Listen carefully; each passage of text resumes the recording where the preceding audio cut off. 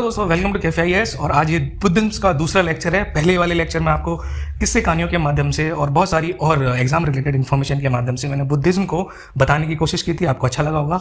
आज के लेक्चर में हम बात करेंगे डॉक्ट्राइन, बिलीफ्स, प्रिंसिपल और की थीम्स के बारे में पहले, ठीक है। फिर उसके बाद बात करेंगे हम टेक्स्ट के बारे में।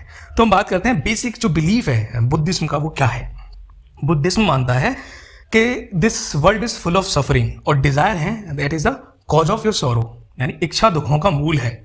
इसका सिंपल मीन है कि जो मोस्ट सफरिंग्स हैं आपकी which are caused by a tendency to desire things, to crave for things.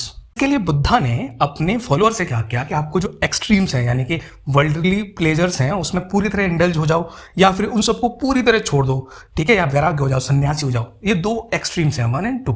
इन दोनों एक्सट्रीम पे आपको नहीं जाना है, अवॉइड करना है इन दोनों एक्सट्रीम को। बजाय एक्सट्रीम्स के आपको बीच में जाना है, यानी कि मिडिल पाथ अप्लाई करना है, जहाँ पे आपके पास जिंदगी के बेसिक कंफर्ट हो, यानी कि खाना टाइम पे मिल रही, एक छत हो, इस तरह के जो बेसिक कंफर्ट है वो लाइफ के होने चाहिए। And you have to follow the principles, various principles to attain the nibbana, that is nirvana. तो उन्होंने इस मार्ग को नाम दिया मध्यम मार्ग, मिडिल पाथ, करेक्ट। अब उन्होंने एक कॉन्सेप्ट और दिया, इंडिविजुअलिस्टिक कॉन्सेप्ट दिया, यानी कि जो भी हैप्पीनेस है आप अपनी हैप्पीनेस के लिए रिस्पॉन्सिबल हो, ना आपकी सोसाइटी, ना आपका रिलीजन, ना आपका परिवार आपकी हैप्पीनेस के लिए रिस्पॉन्सिबल नहीं है। You are the only one who is responsible for your own happiness. तो उन्होंने क्या किस पे स्ट्रेस दिया, इंडिविजुअलिस्टिक कंपोनेंट पे, कि you are the one who can cause happiness for yourself. इसके साथ साथ बुद्धा ने मोरल प्रोग्रेस पे भी एम्फेसाइज किया, ठीक है। तो उनका ओवरऑल देखा जाए कि दुख है और उनका एक्सटिंक्शन यानी इसका रेडिकेशन, उनको हटाया जाना चाहिए। तो ये बुद्धा की डॉक्ट्राइन्स की ये सेंट्रल में है, ठीक है। और सफरिंग का मतलब यहाँ ये नहीं है कि जो एक्चुअल पेन हो रहा है आपका, यानी कि एक्चुअल पेन के अलावा suffering is also related to the potential pain, यानी कि जो आपको भविष्य में दिक्कतें हो सकती हैं उन सबको एलिमिनेशन होना चाहिए, एंड होना चाहिए। और वो कैसे एंड होगा कि जब आपको निर्वाण मिल जाएगा, when you will attain the enlightenment, ठीक है। और बुद्धिज्म में देखो ये सबसे इंपॉर्टेंट है कि बुद्धिज्म में कोई भी सुप्रीम डाइटी या सुप्रीम गॉड नहीं माना जाता। मैं ओरिजिनल बुद्धिज्म की बात कर रहा हूँ, तो बुद्धा की टीचिंग्स की बात कर रहा हूँ, ठीक है। और आपको निर्वाणा जब प्राप्त हो जाएगा तो इसका मतलब एक जगह नहीं है निर्वाणा। इसने ये भी कहा कि ये nirvana, attainment of nibbana, is not a place but an experience, और अपनी लाइफ टाइम में भी आप इसको अचीव कर सकते हो, ठीक है। तो हम जानते हैं कि इन्होंने सबको, इन सब की टीचिंग्स को हम 4 नोबल ट्रुथ में एक्सप्लेन कर सकते हैं। तो उन्होंने कहा there are 4 noble truths you need to know, जिसको कहा गया अर्य सच्चानी, यानी कि जो मेन सच्चाई है, की ट्रुथ है, वो ये 4 है। तो अर्य या सच्चानी आए या 4 नोबल ट्रुथ आए, इसमें आपको कंफ्यूज नहीं होना। ये 4 नोबल ट्रुथ के बारे में बात हो रही है। कौन कौन से 4 नोबल ट्रुथ हैं? पहला है दुख, दूसरा है समुद्र, तीसरा निरोध और चौथा अष्टांगिका मार्ग। पहला दुख यानी कि सफरिंग, दुनिया में सफरिंग्स बहुत हैं, the world is full of suffering, पहला आपको ये पता होना चाहिए। दूसरा समुद्र यानी every suffering has a cause, हर दुख का एक कारण है, वो है आपकी इच्छाएं, ठीक है। तो 2 है। तीसरा है निरोध, लेकिन अच्छी बात यह है कि इन सफरिंग को एंड किया जा सकता है, जो सफरिंग की जो ज्वाला है उनको बुझाया जा सकता है। This suffering could be eliminated, इसको कहा गया निरोध। अब 4th में ये कहा गया कि किया जा सकता है, लेकिन कैसे किया जा सकता है वो आपको जानना पड़ेगा। अष्टांगिका मार्ग यानी 8 फोल्ड पाथ, यानी 8 ऐसी चीजें आपको करनी पड़ेंगी जिससे आप सफरिंग को एंड कर सकते हैं। और जब सफरिंग एंड हो जाएगी आपको निर्वाण मिल जाएगा, वो एक्सपीरियंस मिल जाएगा, ठीक है। तो 8 फोल्ड पाथ के बारे में बात करते हैं। 8 फोल्ड पाथ में पहला आता है सम्मदित्ति। ये पाली लैंग्वेज के वर्ड हैं, इसकी हिंदी और इंग्लिश दोनों बताता जाऊंगा मैं। सम्मदित्ति हिंदी में बोलते हैं सम्यक दृष्टि, और आपको कई जगह मिलेगा लिखा हुआ इंग्लिश में राइट व्यू या फिर राइट अंडरस्टैंडिंग, ठीक है। ये हो गई सम्यक दृष्टि।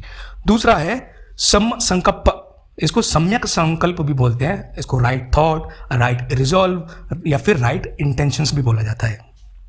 थर्ड इज सम्मवाक, सम्यक वाक, जिसको राइट स्पीच कहते हैं। Now I am reading. सम्यक कमांत, राइट एक्शन। सम्म आजीव यानी सम्यक आजीविका, दैट इज राइट लाइवलीहुड। सम्म व्यायाम यानी कि सम्यक व्यायाम, व्यायाम भी बोलते हैं इसको, राइट एफर्ट्स। सम्म सति, राइट माइंडफुलनेस। और सम्म समाधि, सम्यक समाधि जिसको कहते हैं राइट कॉन्सेंट्रेशन, ठीक है।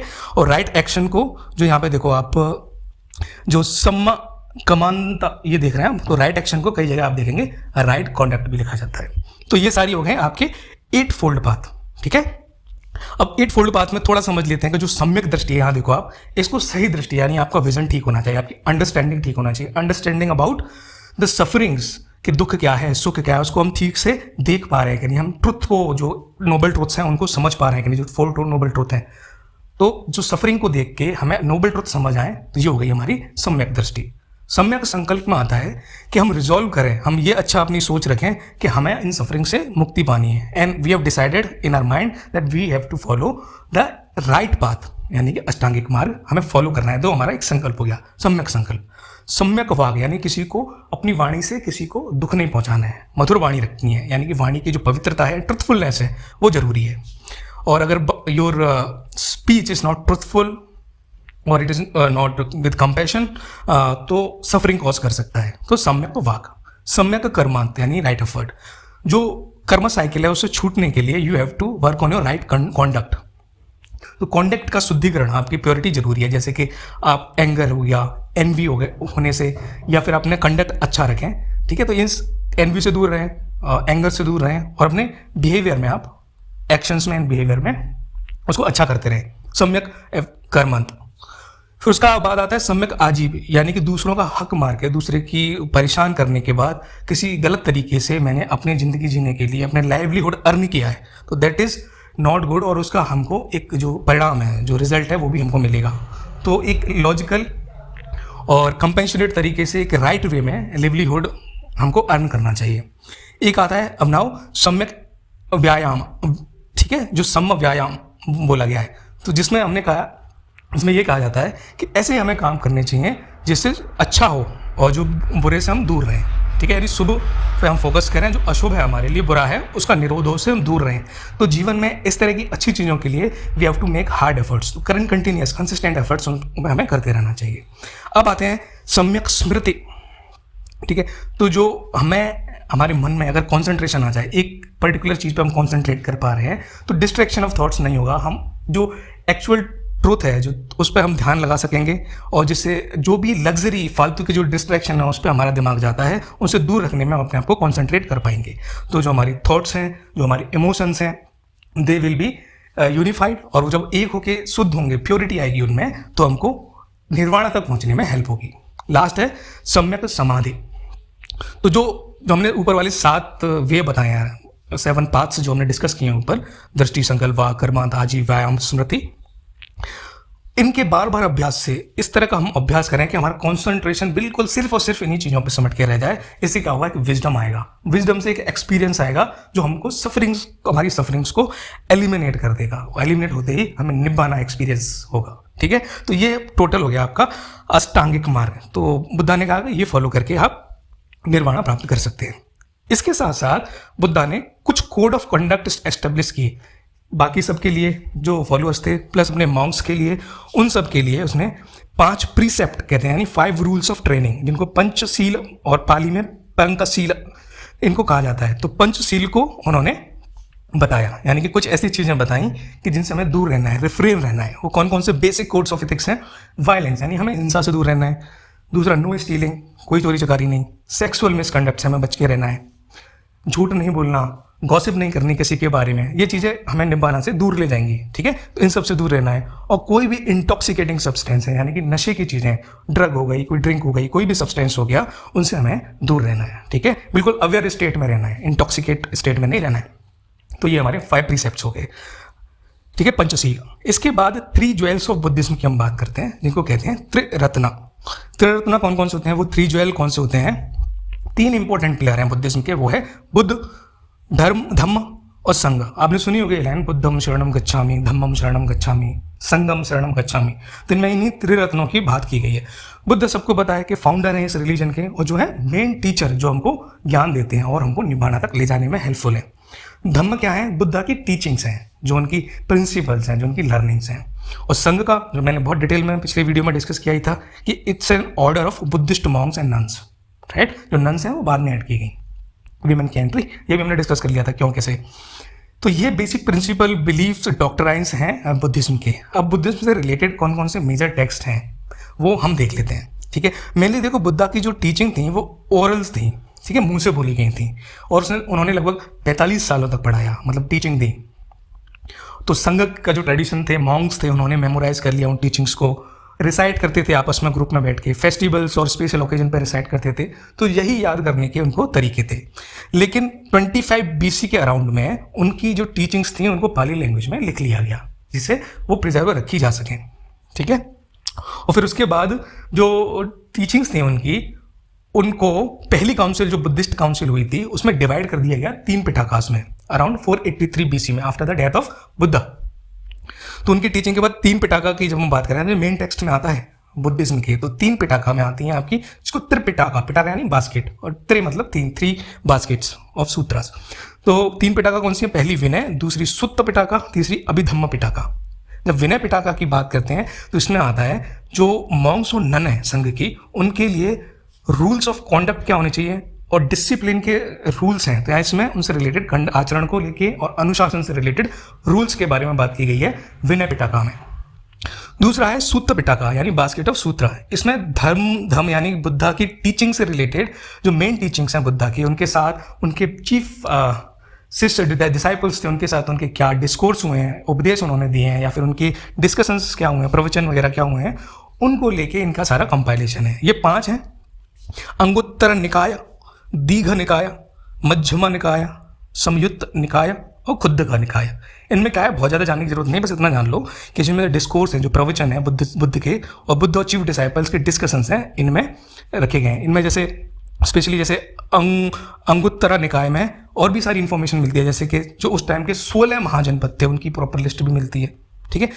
अब आते हैं तीसरी पिटाका पे, अभिधम्म पिटाका। इसमें जो बुद्धा की टीचिंग थी उनका फिलोसॉफिकल एनालिसिस मिलता है, ठीक है, यानी कि स्कॉलरली एक्टिविटीज थी मॉन्क्स की, उसके बारे में ये बताता है। तो philosophical analysis mostly deals with the metaphysics and psychology. Metaphysics क्या होता है, अब 6 स्कूल्स ऑफ फिलोसफी वाली लेक्चर में जाइए, मैंने बहुत डिटेल में मेटाफिजिक्स को समझा रखा है, ठीक है।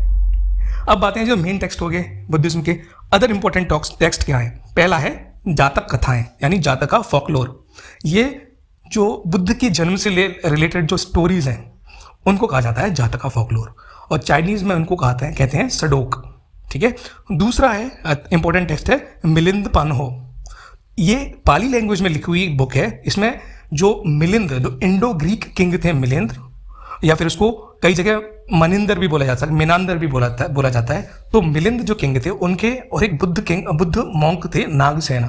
तो मॉन्क नागसेना और किंग मिलिंद या मिनांदर के बीच में जो भी कॉन्वर्सेशन हुई थी उसको पाली लैंग्वेज में मिलिंद पानो में प्रिजर्व करके रखा गया है। तो मिलिंद पानो में ये सारी चीज़ें हैं।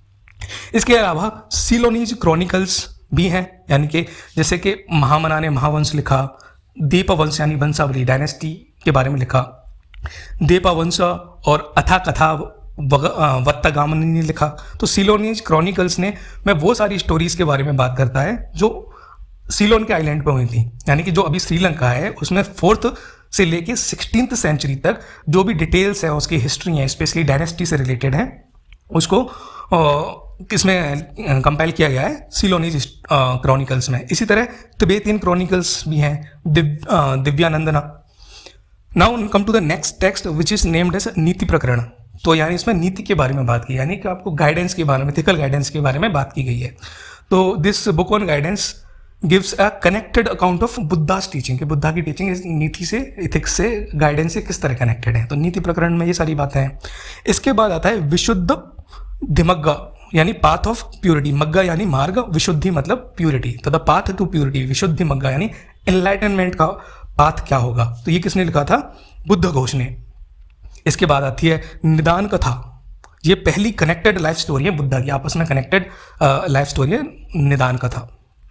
महावास्तु मिक्स्ड संस्कृत और प्राकृत में लिखी गई है, और इसमें बुद्धा की लाइफ स्टोरी यानी जीवनी के बारे में, हेजियोग्राफी के बारे में लिखा गया है महावास्तु में। अब एक लास्ट इंपॉर्टेंट टेक्स्ट है, वो है अवदान शतक, ठीक है।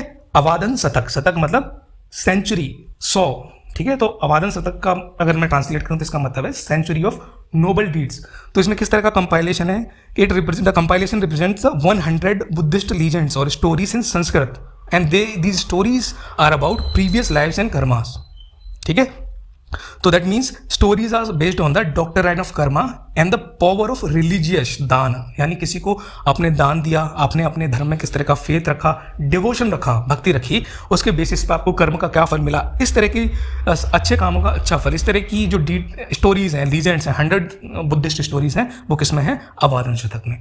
तो ये मेन टेक्स्ट हो गए। मिलते हैं अगले लेक्चर में जब हम टाइप ऑफ बुद्धिज्म के बारे में भी डिस्कस कर लेंगे, बुद्धिस्ट काउंसिल्स के बारे में भी डिस्कस कर लेंगे। ये भी बहुत इंपॉर्टेंट चीज़ है जो एग्जाम्स में पूछी जाती हैं। तो मिलते हैं अगली वीडियो में, तब तक के लिए अपना ख्याल रखिए, पढ़ते रहिए। Thank you very much.